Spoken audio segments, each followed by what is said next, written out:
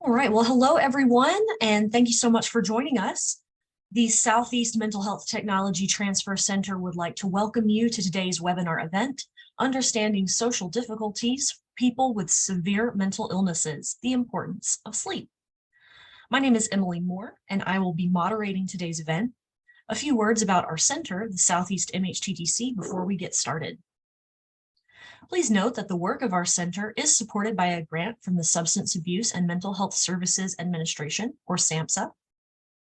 And also please note that our center, as well as the larger MHTTC network, use affirming, respectful, and recovery-oriented language in all of our activities. The Southeast Mental Health Technology Transfer Center is proud to serve the 8 states in HHS Region 4. Our expertise in public health programs, systems, research, and evaluation provides a unique lens through which we can address mental health priorities. We encourage you to visit our website, mhttcnetwork.org/southeast, to learn more about our center and upcoming events. A few important notes before we begin. This event is being recorded and will be made available on our website for on-demand viewing in a few days. We encourage you to share your comments throughout the presentation using the chat feature. Please remember to select chat with all attendees if you would like to share your thoughts with everyone. We have allotted time at the end of our presentation for questions and answers. And please submit your question using the Q&A feature at the bottom of your screen. Finally, for participants who are interested, a certificate of attendance is available for download upon the completion of our evaluation survey at the end. I'm pleased to present today's presenter of this webinar. Kelsey A. Bonfils, PhD, is an assistant professor and licensed psychologist in the Clinical Psychology PhD program at the University of Southern Mississippi. She received her degree from Indiana University, Purdue University, Indianapolis, and completed a clinical internship at UCLA. In 2020, she completed a postdoctoral fellowship with the Mental Illness Research, Education, and Clinical Center of the VA Pittsburgh Healthcare System and the University of Pittsburgh. Dr. Bonfils currently serves as the director of the Social Cognition and Recovery in Schizophrenia Lab at USM, and has expertise in the research and treatment of social deficits in people with schizophrenia spectrum disorders and other psychopathology. Welcome, Dr. Bonfils. Thank you so much for being here, and I will go ahead and turn it over to you. Wonderful. Thanks so much. So I'll share my screen here.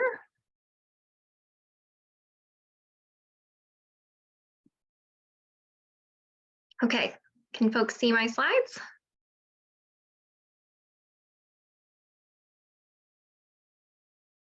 Not seeing them yet. Let's give it just a few minutes and see if it shares. There.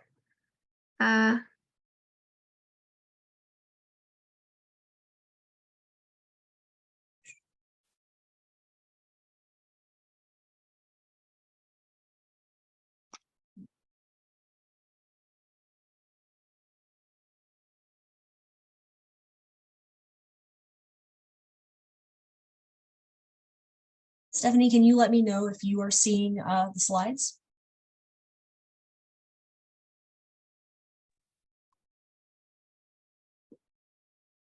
Hi there. So sorry about that. Can folks hear me? I can hear you. I got kicked out of the meeting somehow, so it seems that I'm back. Let me try again to share my slides. Can folks see my slides? Yes, now we can see your slides. Sorry about that. No problem at all. Back on track here. So thank you so much for coming to join me today. I'm excited to talk with you all. So we're going to cover a few different things. I'll start by telling you a little about myself. We'll review the things we know about social cognition and sleep in people living with severe mental illnesses.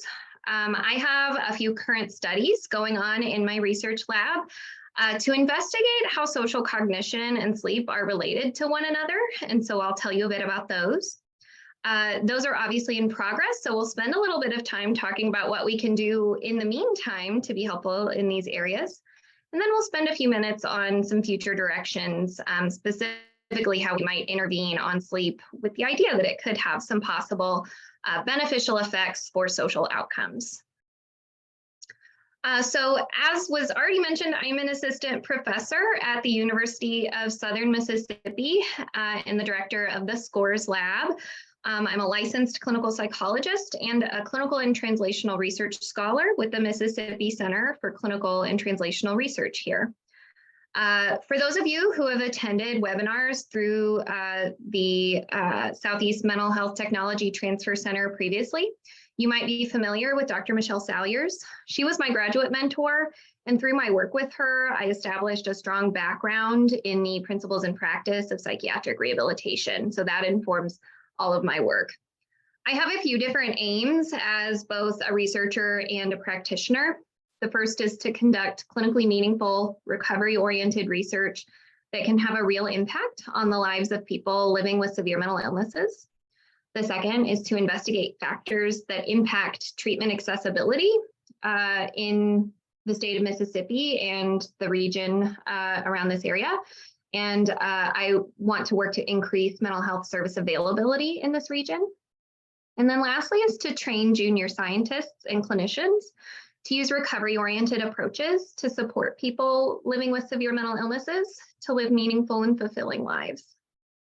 So with that, we'll jump right in to talk a bit about social relationships. So as many of you know, as all of you know, I assume, we are fundamentally social creatures.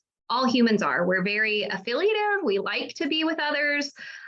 We are kind of naturally inclined to form relationships. And these impact our health outcomes.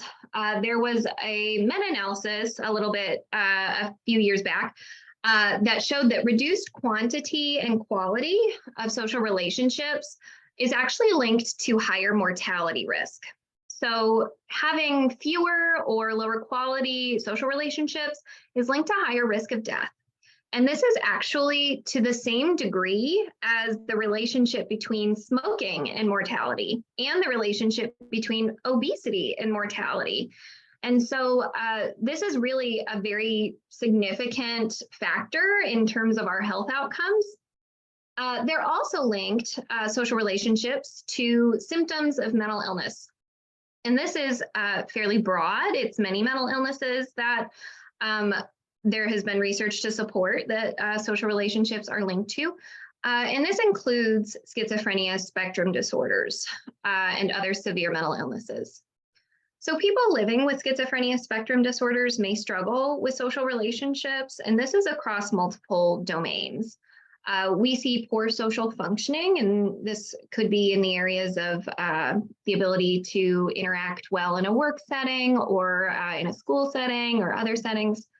We also see high rates of social isolation, and this doesn't happen in a vacuum. It is not that folks with schizophrenia spectrum disorders are socially isolated, have fewer relationships, and don't care about that. They do. They report high rates of loneliness. And so this really matters in terms of quality of life and day-to-day experiences. And we see that when we're thinking about who a person's social relationships are with, who are they interacting with, we're talking about the study of social networks. We see that folks with schizophrenia spectrum disorders have smaller networks, so reduced network size, and the quality is a bit different from what we would see in folks without severe mental illnesses. And by that, I mean connections are fewer, they're less strong, and interestingly, they're proportionally higher in terms of participation of family members and mental health service providers. Service providers make up a significant percentage of the connections that folks report in their social networks. So this obviously is different from folks who might not be in mental health treatment, but also suggests that we're seeing more family, more mental health service providers, and fewer friends or romantic connections. And so there are some differences here and some social difficulties across various domains. And research in the last couple of decades has really confirmed that these social difficulties are related to problems with social cognition. Social cognition refers to the mental processes that support social interaction. So this is pretty broad, and these mental processes have many functions. First and foremost, at a more basic level, we see that social cognition enables us to perceive and understand social scenarios. So when you're looking at this slide on the left, we see this image of a lovely woman in a yellow shirt, and she is smiling at us. And that alone communicates social information. We can see that she's smiling, interpret that she's happy. In the context of, do we speak with this person? We can see that she, looks welcoming. And so we're able to interpret quite a bit from a relatively small amount of information. An even smaller amount of information is the image on the right, which is the kind of just the eyes of a gentleman in this image. And from the eyes alone, we can make interpretations about what a person might be feeling or their intentions. And so my interpretation of this gentleman's eyes would be that he is intently engaging. Maybe he's interested in what I'm saying to him. And so we can really, with relatively little input, make fairly accurate social judgments. Social cognition also enables us to generate appropriate responses to others' emotions, intentions, and behaviors. So on the prior slide, we talked about how we can detect those emotions, intentions, and behaviors. Here we're talking about how we're able to react, interact, and appropriately respond, taking those into consideration. So in this image, we see two women having a conversation. They're both smiling. It is likely that social cognitive processes are highly in use here, as each woman in this conversation is having to kind of interpret whatever the other is saying, contextualize that, and then provide an appropriate response, taking into account the person's behaviors, their speech, their emotions, and other kind of social cues that we're able to pick up on. Lastly, social cognition enables us to flexibly adapt in the face of complex social circumstances. So for a moment with me here, let's say that let's use our imaginations, and say that you were invited over to your partner's parents' house for the first time. So many of us have had this moment where you're going to your partner's family's house. Maybe it's a bit nerve-wracking. And in this scenario, let's imagine it's the first time, but you're really excited. You've been with your partner for a while. You've been looking forward to meeting their family. You get along with your partner very well, and you're anticipating that it's going to be a great night. So you're there, you're having dinner, and the food looks great. You all sit down to the table, get started eating. You're having, polite conversation. And then all of a sudden, your partner's brother picks a fight with your partner's dad. And things get pretty tense, and then they escalate pretty quickly, and all of a sudden folks are shouting. You don't know what to do. It's an intense situation. You're kind of sitting there, glazed over, watching like, oh gosh, what do I do here? And then abruptly they get up and leave the table. The dinner ends. You are leaving. Your partner is obviously devastated. This is not how they wanted the night to go. And you find yourself in this situation where you need to navigate what to do. And this is in the face of a really large violation of what your expectations were for that night. And so not only in this scenario are you using all of those social cognitive abilities we talked about on the prior two slides, but you're having to really adapt and be flexible in a surprising situation, which violates what you expected that situation to be. So we have to use our social cognitive abilities to be able to appropriately comfort the partner in that scenario, to be able to navigate that relationship with the parents the next time you see them. And so there's really a lot of complexity to what social cognition enables us to do. Given this, how do we define and measure it? This is a big question within the field. And there are actually a whole bunch of domains of social cognition that we might discuss. Given that breadth, today, we're going to be talking about 3 domains that are fairly commonly assessed, and we'll talk about how we measure them. The first of those is emotion recognition. This is one of our more basic processes. And by that, I mean it's more automatic. You aren't typically looking at someone's face and having to think through, okay, what emotion are they feeling? This is something that is almost subconscious. Like we have access to the information, but we're not having to think about producing that knowledge. We typically in the field will measure this in terms of how we're able to interpret emotion based on facial expressions or on voice. So that would be called prosody. So when we're thinking about faces, we use static pictures, and I'll share. These are pictures of celebrities, which I find more fun, but we typically aren't using these particular types of images in our research measures. We have more of a standardized set that we would use that's very broadly used, in fact. But you can see here from left to right, we see happiness, fear, sadness, and anger. And so we often will include images that would depict disgust or surprise as well. And we're always including neutral faces. And then when we're assessing emotion in voice or prosody, we'll use neutral content voice clips. So often an actor, sometimes just the lab member who's around to record these sorts of things, will record a neutral statement that doesn't have any sort of emotional valence or content, but they'll record it in multiple different voices or tones to indicate different emotions. And then participants are asked to listen to that tone without any other context and determine what emotion a person might be feeling.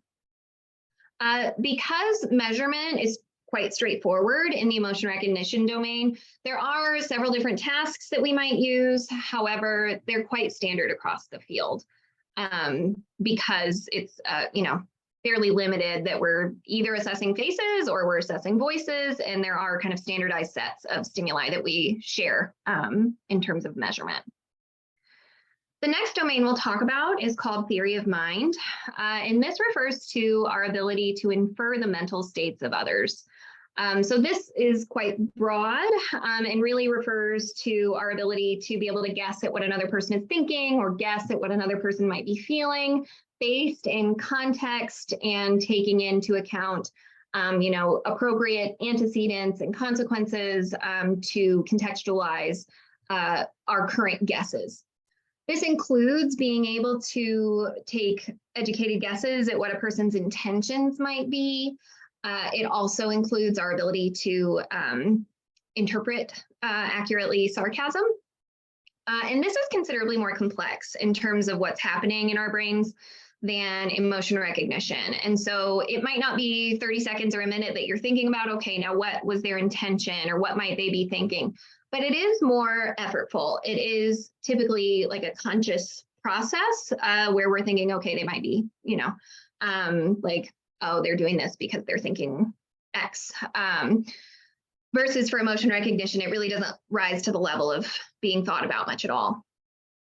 So it is less automatic. It's also considerably more complex, a much broader range of what we're trying to measure here. And so there are a lot of different ways that we might measure this, and they can inform different aspects of theory of mind. I have an example of a task here. This is a fairly typical comic strip task, and this is assessing whether someone can appropriately infer intentions. And so we would present the top 3 panels to a participant. And in that first panel, you can see a child is reaching for the door handle. In the second, the child gets on their tiptoes, gets a little closer to the door handle. And in the third panel, a person or the child is pulling an umbrella, grabbing an umbrella.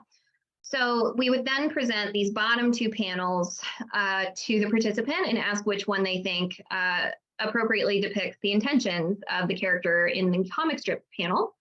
And in the first one, you can see they're labeled number 1. The child is using an umbrella to pull on the door handle. And panel number 2, the child has opened the umbrella to keep themselves dry. So if we could take just a minute here, if you would throw in the chat, do you think it is 1 or 2 is the appropriate response here? Do you think it's panel 1 or panel 2?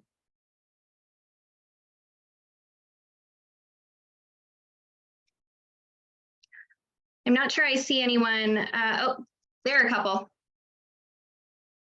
Yeah, there they are. They're all ones. Folks always get this one right. Congratulations, you have good social cognition or good theory of mind in this scenario.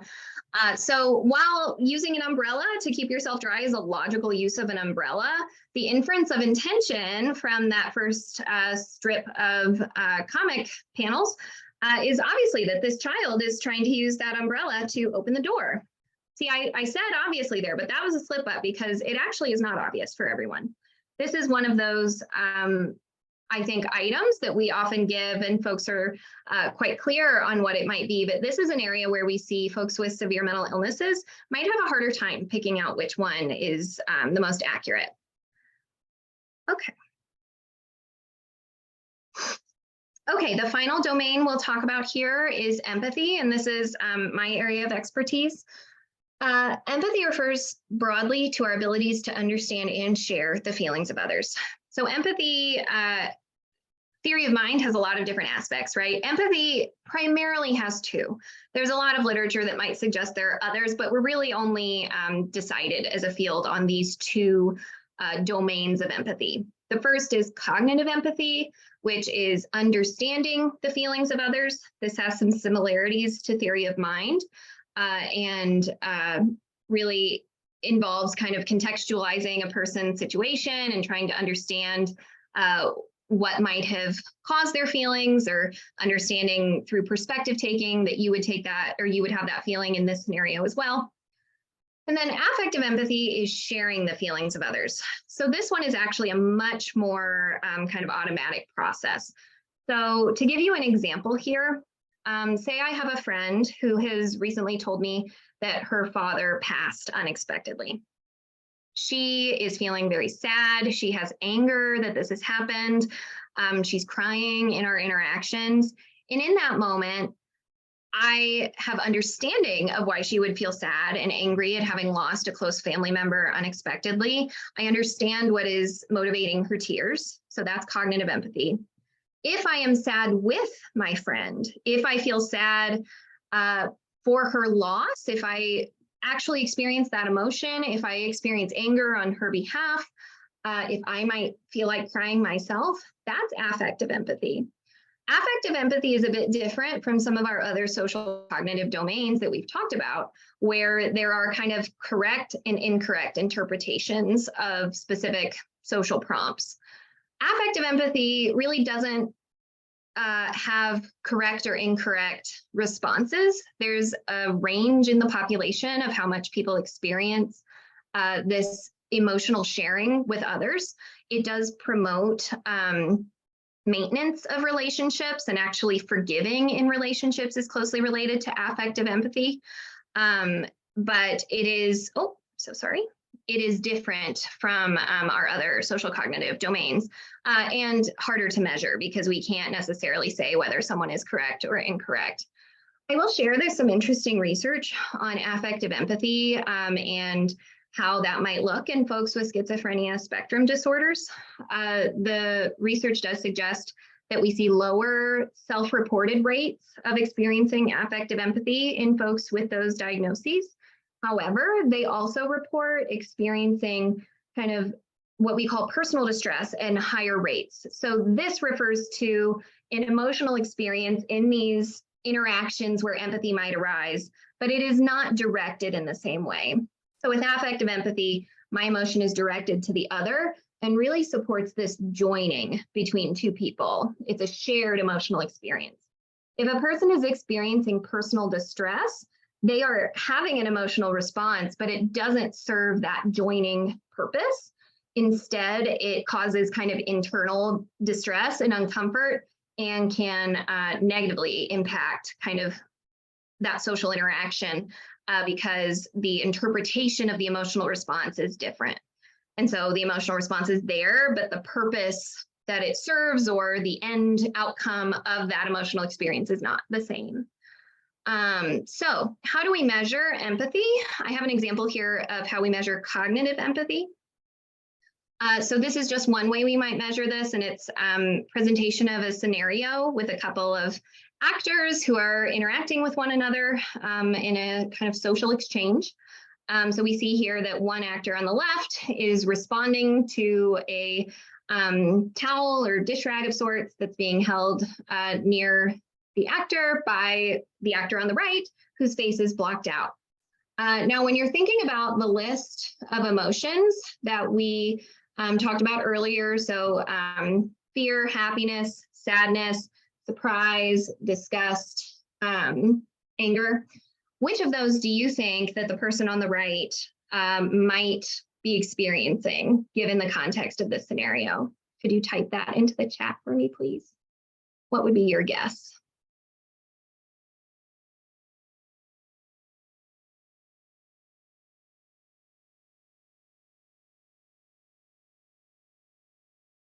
I see one here, and that person is correct. Thank you, Alexis. It is disgust.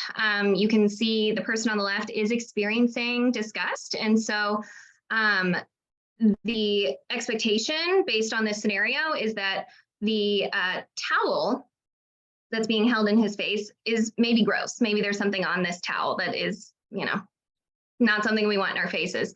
And so the expectation with disgust on this person's face on the left is that the person on the right, who's holding it away from their body, is probably also experiencing disgust. So that is one way that we might measure emotional experiences within specific scenarios as it reflects for cognitive empathy. Okay, so we've gone over a few domains of social cognition, how we might measure those. What do we know about social cognition in folks who are diagnosed with schizophrenia spectrum disorders? We know that difficulties are well established. We see for those more automatic processes of emotion recognition, we see that maybe they aren't happening as automatically, or maybe they're less accurate. And for those more kind of cognitive or effortful social cognitive abilities, we also see more difficulty actually than we do for emotion recognition. We also see that these difficulties with social cognition are very strongly linked to functional outcomes, including social outcomes. And they're more strongly linked, surprisingly, than neurocognition, which refers to things like memory, attention, concentration. So social cognition is really it has a big role in determining our outcomes. Yet, the field currently has a limited understanding of factors that influence social cognition. And while we do have interventions to help with social cognition, they tend to be limited in a few key ways. So first is generalizability. We're pretty good at helping people learn how to answer our tasks more accurately. And so scores on our social cognitive tasks tend to get better with these interventions. But we don't see corresponding improvements in functional domains or other social outcomes. So we're having a hard time generalizing our social cognitive gains to those functional outcomes, which we know they're actually linked to. So that's a problem. We also see that even if people do make some gains over the course of the intervention, they tend not to last that long. So at 6 or 12-month follow-up, those gains might be reduced or they might be gone entirely. So there's work to do in this area. And that's what my lab, the SCORES lab at USM, is trying to do. So that brings me to sleep. I think that this is an important behavior variable that we haven't really considered yet very much in terms of how it might relate to social outcomes. I think that this is important because sleep and disruption to our circadian rhythms are important for social outcomes in other groups. So this research hasn't been done yet in folks with schizophrenia spectrum disorders. However, there is research in folks without any psychiatric illness that supports this, and some preliminary work in folks with bipolar disorders. This relationship, broadly speaking, not just related to social cognition, but to other social outcomes as well, is bidirectional. So if we have poor sleep, it can negatively impact our social relationships. If we have disrupted social relationships, it can negatively impact our sleep. So as you can imagine, if we have poor sleep, we can actually get into a pretty maladaptive cycle here where our sleep was really bad. Then we kind of have some not so great social interactions, and maybe we're worrying about those the next night. And so it further disrupts our sleep. And then the next day, we aren't able to repair those social relationships that maybe we were worried about the night before. And so this kind of goes on and on. And there are other ways that we might not think about so directly, but social relationships provide direct material supports at times. And so once those are gone, then this kind of cycle of disruption might be hard to break. So what do we know about sleep in folks with schizophrenia spectrum disorders or other severe mental illnesses? We actually know a lot. This is a pretty broad field. One recent study that included 617 folks with schizophrenia spectrum disorders and 440 with bipolar disorders, and then a sizable group without any psychiatric illness as well, found that up to 78% of people with schizophrenia spectrum disorders report clinically significant sleep disturbance. So they might not meet criteria for a sleep disorder, but they are reporting sleep disturbance that they find to be distressing that would benefit from clinical treatment. In this study, that was a significantly higher rate than the rate seen in folks with bipolar disorders, as well as those without any psychiatric illness. I will note, though, that the rate was also high in folks with bipolar disorders, I believe in the upper 60s. I also have done some work in health record data to try to understand how often folks who are diagnosed with severe mental illnesses are also diagnosed with a sleep disorder. So I conducted this work while I was a postdoctoral fellow at the VA in Pittsburgh. I had access to health record data from VISN-4, which includes the state of Pennsylvania, so including the Philadelphia Medical Center, the Pittsburgh Medical Center, as well as a number of smaller centers in Pennsylvania, as well as just outside the state border in a few different areas. So for this study, we were able to look at data from 2011 to 2019. And this was a large sample. In the most recent year of data, 2019, we had nearly 250,000 veterans. And in that group, 22% of those who had a severe mental illness in their chart record also had a comorbid diagnosis of a sleep disorder. And this was compared to 15% of veterans who did not have severe mental illnesses who had a sleep disorder. It was a significantly higher rate, which is good. This reflects the pattern of clinically significant sleep disturbance, though we are seeing that sleep diagnoses versus clinically significant sleep disturbance might be lower here in this health record data, and also indicates we have a ways to go, perhaps, in terms of diagnosing and treating sleep concerns across the board. From 2011 to 2019, we had data from nearly 600,000 veterans, and over that time, our rate of diagnosed sleep disorders in veterans with severe mental illnesses doubled. So that's great. It indicates that we are becoming more aware, we are recognizing sleep concerns more frequently, and hopefully we're funneling folks into treatment at a higher rate. This is just a graph to show you quickly what that kind of rate of increase looked like over our 9 years of study data. We have veterans without severe mental illnesses on the left, veterans with severe mental illnesses on the right. And this increase was driven primarily by increased diagnoses of sleep-related breathing disorders, including sleep apnea and insomnia. So what do we know about sleep and social cognition together? Very little.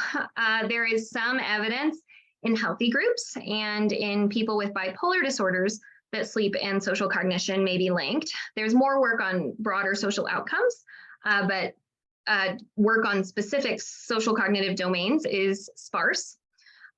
Despite some evidence in these other groups that this might be an important link, no one has yet examined this in folks with schizophrenia spectrum disorders. And so I have a series of current studies in the SCORES lab that are aiming to do just that. So I'm going to give you just a brief overview of what we're doing in our lab to try to answer this question. We have 3 studies. They all have essentially shared aims with slight variations. We have funding from a few different agencies you can see on the right. All of these studies aim to investigate whether sleep disturbance is related to social cognition and behavior or other social outcomes in people living with schizophrenia spectrum disorders, how sleep and social variables differ between those with and without schizophrenia spectrum disorders, and how we might be able to measure social cognition on a day-to-day level. So for these studies, we're using intensive longitudinal methods, which I'll tell you a bit more about. We're recruiting participants from a variety of community sites, and we are asking that they participate in 2 research sessions. Between those sessions, we have a 14-day period during which we ask that they wear an actigraph. You can see a picture of that on the right. I'll tell you more about that on the next slide. And complete surveys through an ecological momentary assessment app on a smart device. Participants are compensated for both research sessions and for survey completion. So the actigraphy, I think this piece is neat, so I like to talk about this for a moment here. We are using ActiWatch Spectrum Pluses from Philips, and you can see that image there. They are big and chunky. I've got my Fitbit on today, and it's like 3 times the size of it. I have completed our whole study protocol myself, and you do get used to wearing these pretty quickly, but they are bigger than the average thing you might wear on your wrist. These contain an accelerometer. They actually are very similar to Fitbits, and they can produce things like step counts, but really it's just a very sophisticated motor sensor or movement sensor to detect movement and then use an algorithm to produce times when one might be sleeping based on that data. One neat thing about the ActiWatch is that it also collects light data. So we have data from multiple different kind of spectrums of light to tell us, was the person, sitting in a lit room? Was it daylight outside? Like, we can tell all of that from our data as well, which assists with the algorithm in telling us when someone might have been asleep. The ActiWatches are worn 24/7. They are actually waterproof, I think up to 30 minutes submerged. So unless you're going to go for a really long swim, they really can stay on wrist the whole 14 days of our data collection. They also don't need to be charged. Their battery can last up to 30 days. And so these are really handy and are at low risk of, being taken off the wrist and forgotten, of dying, the battery dying. And so they can collect a lot of really intricate data that we can then use to understand folks' sleep patterns. This is what our data from an ActiWatch looks like.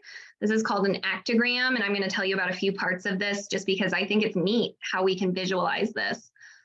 So probably the most eye-catching part here is this darker blue bar. These are periods when the algorithm has detected sleep. Oh, and this is my sleep data, just so you know, I'm using my own here. I'm a pretty good sleeper. A lot of folks would have kind of more disrupted periods of sleep. And that's typical. So this darker blue bar indicates sleep.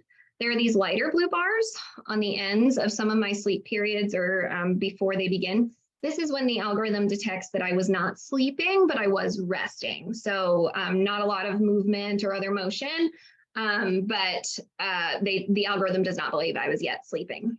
The black lines are motion. And so the ActiWatch detects motion in 30-second epochs. And so each of these tiny little lines indicates a 30-second period of a given day. And then the last thing I'll highlight here is this navy bar, which this is a nice feature of the ActiWatch. This is when it's detected that it was off wrist. So for me in this scenario, I was testing it. And so you can see that in my data, but it's really helpful for folks who might take it off more frequently. If folks take it off for too long, their data may not be usable for a given day. The ActiWatch does give you a little beep if it's been off wrist for more than 15 minutes. And so it does a nice job of trying to help people stay, to continue engagement with the ActiWatch. Regarding our ecological momentary assessment surveys, these are through an app on a smartphone or other smart device. They're administered 7 times per day for 14 days. That sounds like a lot, but it's actually less than a minute to complete each one, and sometimes as low as 30 seconds. The surveys ask about social interactions, who you were interacting with, were interactions satisfying over the last hour. And then we ask participants to identify the emotions on 3 faces per survey. And so we have a bank of 96 images that we rotate so folks aren't getting repeats very frequently. So what we'll learn from this study is using these intensive longitudinal methods, we'll be able to tell day to day, does prior night's sleep influence next day social interaction, social behavior, and social cognition? This is important because it can tell us whether interventions that could improve sleep might have downstream positive effects for social outcomes, including social cognition for folks with schizophrenia spectrum disorders. Now, this is a pretty involved study, as you might have picked up. And so we've done some initial kind of assessment of whether this type of work is feasible and acceptable for folks living in the Southern Mississippi region. And this is kind of hot off the presses. We don't have a lot of data for these studies yet, so it is preliminary, but I wanted to share with you quickly. We have 9 participants currently with schizophrenia spectrum disorders and 5 with no mental illnesses who have completed our research study. All completed at least some of the surveys and wore ActiWatches. In fact, all but 1 participant in each group wore the ActiWatch for the entire 14-day period with no issues. And the 1 person per group who had it off only had it off for 2 to 3 days out of the 14 days. Participants with schizophrenia spectrum disorders completed 65.3% of the surveys on average, whereas our healthy control participants completed closer to 54.3% of surveys. And so we're seeing a slightly higher rate of completion in our schizophrenia spectrum disorder participants, participants with schizophrenia spectrum disorders. However, 5 out of 9 of those participants did not have a smartphone. We provided iPods as a smart device option. Our smartphone app, our smart device app works on iPods and was supposed to work offline, but we've had some troubles with that. And so Wi-Fi access has been an ongoing issue. And something broadly that we've been dealing with is that research familiarity here in Southern Mississippi among participants with schizophrenia spectrum disorders is low. And that makes sense. I'm actually the only schizophrenia researcher in the state of Mississippi who is doing human subjects research currently. And so recruitment has been slow. It's been difficult. We have done a lot of community outreach and engagement and just attempted overall to make ourselves available and approachable. And we're recruiting from many different local sites and kind of doing our very best to meet potential participants where they're at. I will say that participants who have engaged with us report good experiences. Folks enjoy participating in our studies, and all participants, including those with schizophrenia spectrum disorders, are able to learn how to use the app. That is not an issue, and no one has reported any issues with wearing the ActiWatch for the 2-week period. So overall, these preliminary results suggest that survey completion rates and smartphone ownership may be a bit lower in this region compared to other areas. I didn't note this, I forgot, but a lot of studies that have been published on ecological momentary assessment surveys report slightly higher rates. So 75 to 85% of completion. We may see that our rate creeps up as we recruit more folks over time. But the smartphone ownership piece, there is research that suggests the majority of folks with schizophrenia spectrum disorders own a smartphone. That does not appear to be the case in Southern Mississippi. And so I think that's an important factor to consider.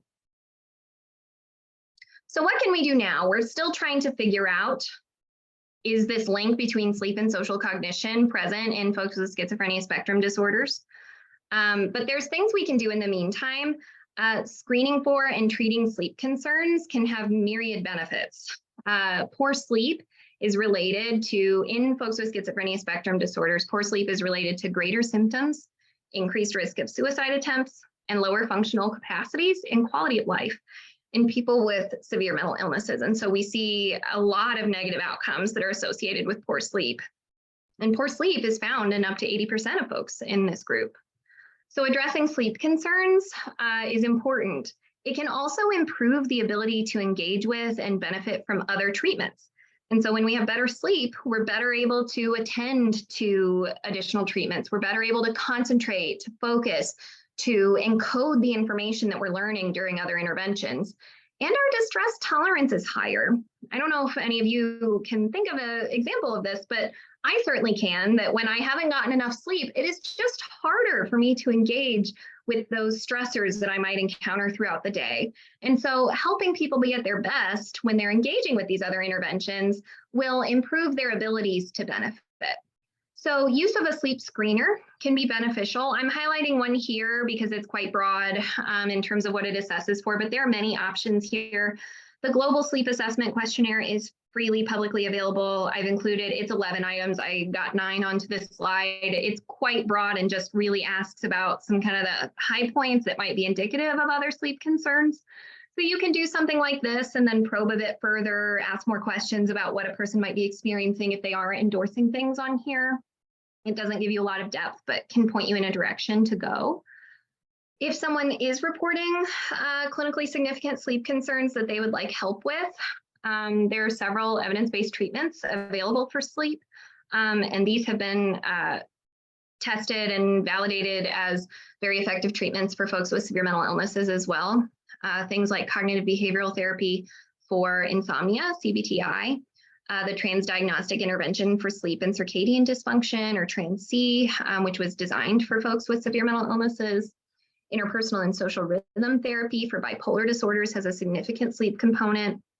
And then there's an asterisk there because we're going to circle back to IPSRT.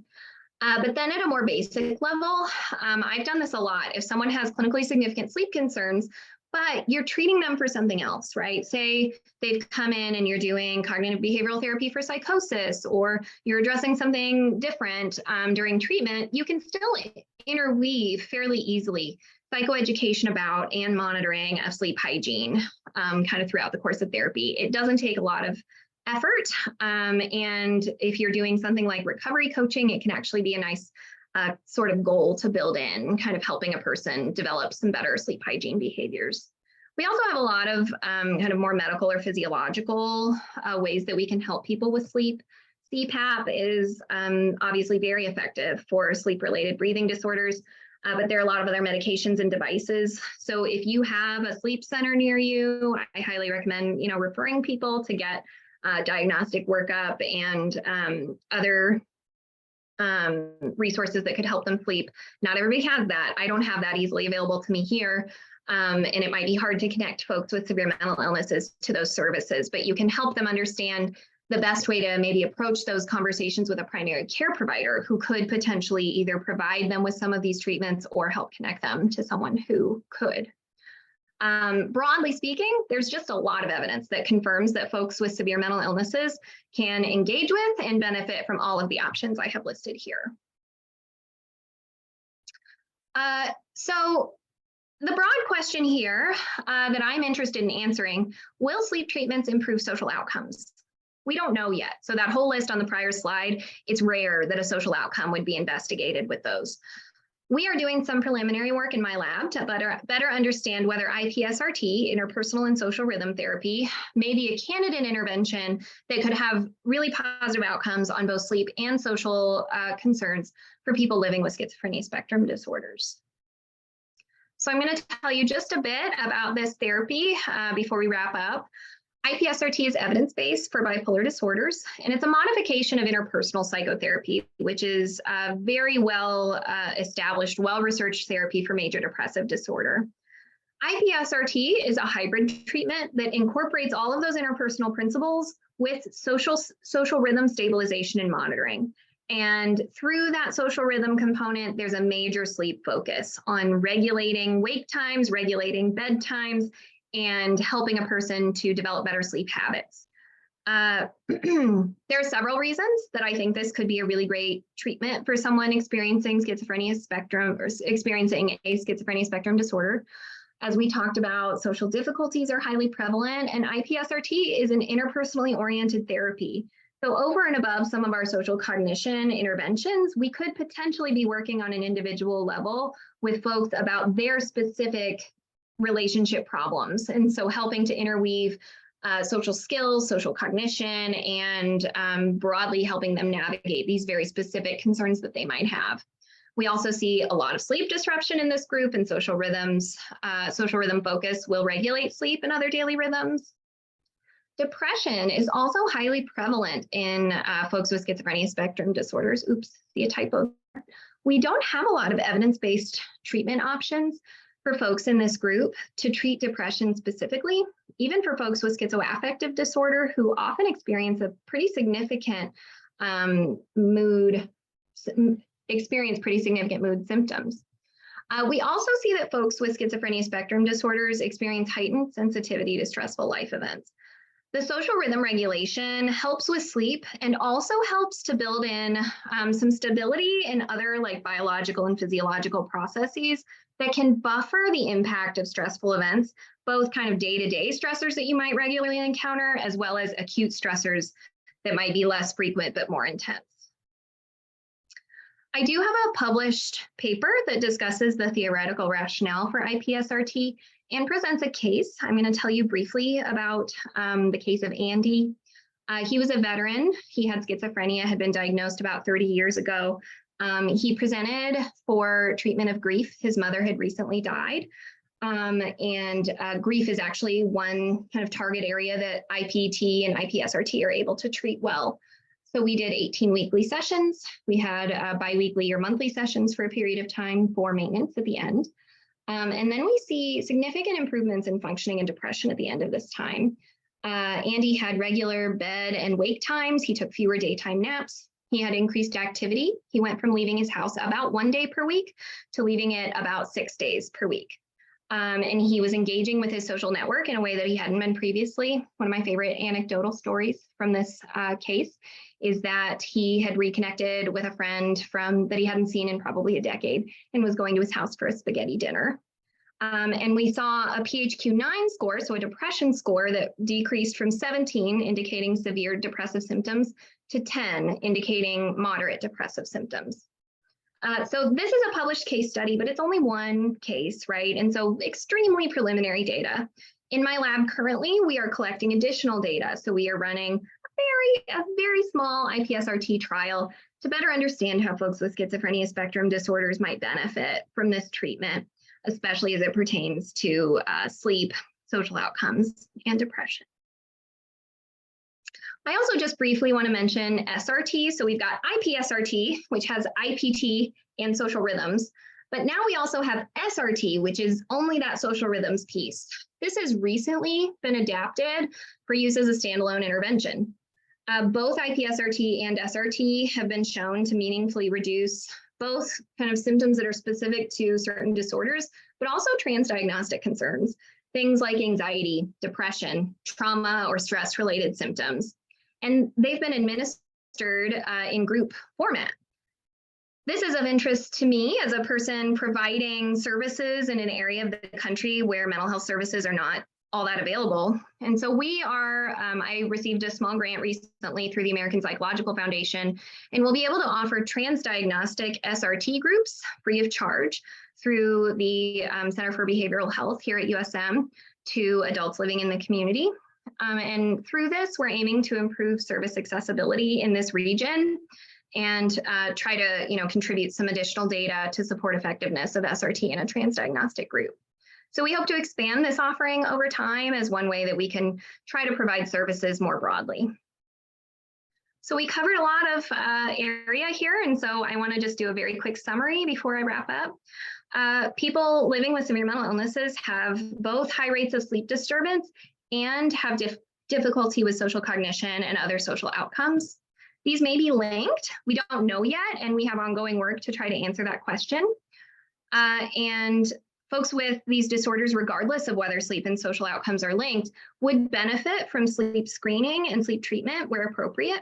And then lastly, me and my students in the lab are continuing to investigate IPSRT as a possibly beneficial therapy for folks with schizophrenia spectrum disorders, as well as SRT for transdiagnostic groups. So with that, I will wrap up, and we have a few minutes left for questions here. I want to thank my collaborators and thank you for hanging in there with me. And I can keep an eye here on the chat and on the Q&A to take any questions.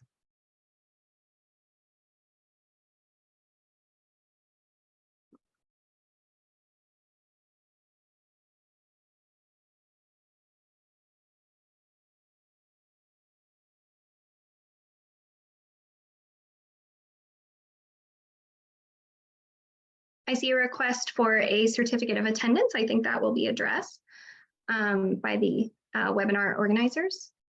Are there any other questions that I might be able to answer? Dr. Bonfils, I have a quick question, just that I'm going to voice instead of putting it in the chat.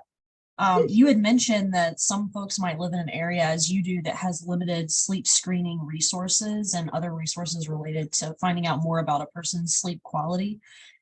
For clinicians and providers that are living in those under-resourced areas, how do you recommend that they refer patients and peers and clients to appropriate resources? It's a good question. And the unfortunate answer is that while we can make those referrals, the connection might not end up being made, in part because, so for example, I live in Hattiesburg, which is in southern Mississippi. We're called the hub city because we have a lot of healthcare resources here. And those healthcare resources are used by the entire southern Mississippi region. People come from an hour plus, considerably plus, to get services here. And so I think a piece that is difficult is that sleep services aren't always available in smaller towns or outside of these kind of healthcare hubs. And so I think a lot of coordination, attempting to help people talk with primary care providers who might be able to do some preliminary screening.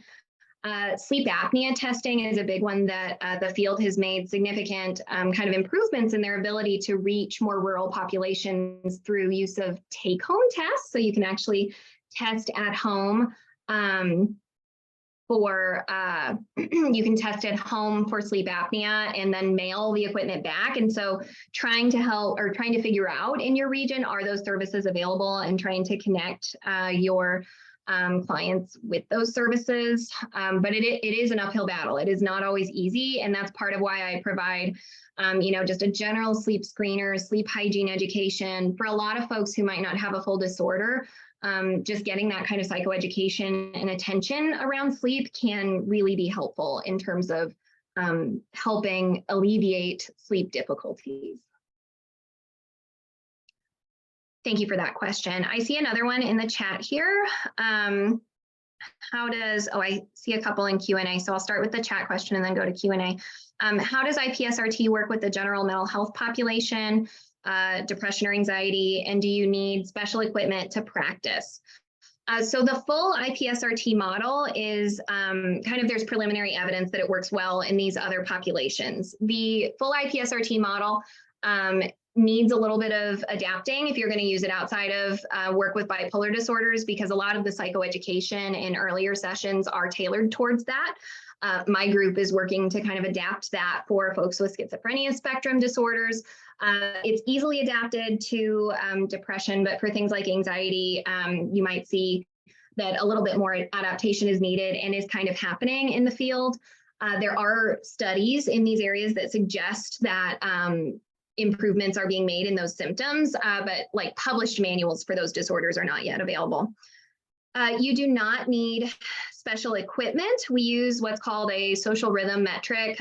So if you can do this through telehealth, if someone is able to maybe print, or if you could mail to them copies of this form that they fill out, which helps track their rhythms.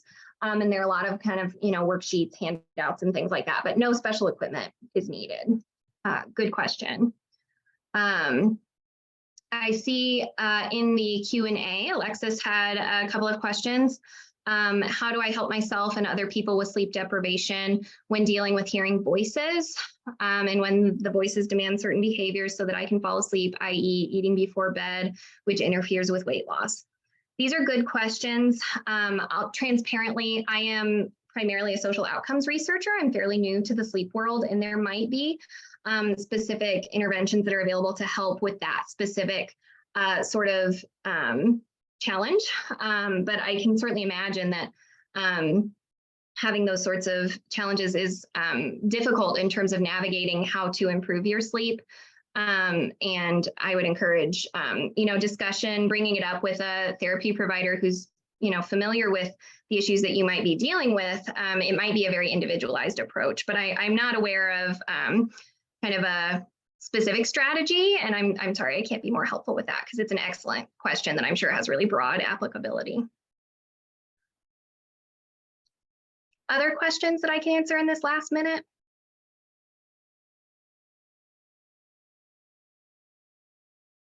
Okay. All Well, right. thank you so much. Yeah, thank you so much, Dr. Bonfils. We are going to go ahead on to the evaluation portion of today's event. The Southeast MHTTC would like to thank you for your participation in today's event. We value your feedback and invite you to fill out our brief SAMHSA required survey by visiting the link presented on your screen. And also, I think Stephanie is going to drop that same evaluation link in the chat. Completion of this survey will provide information to SAMHSA and also assist us, the Southeast MHTTC, in planning future events.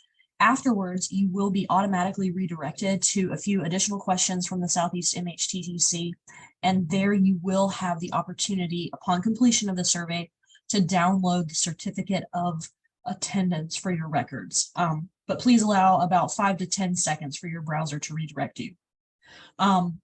That is going to conclude today's event. I would like to thank Dr. Kelsey Bonfils once again for such a great presentation, and thank everyone for attending. And that is going to wrap it up for today. Thank you so much, everyone. And thanks again, Dr. Bonfils.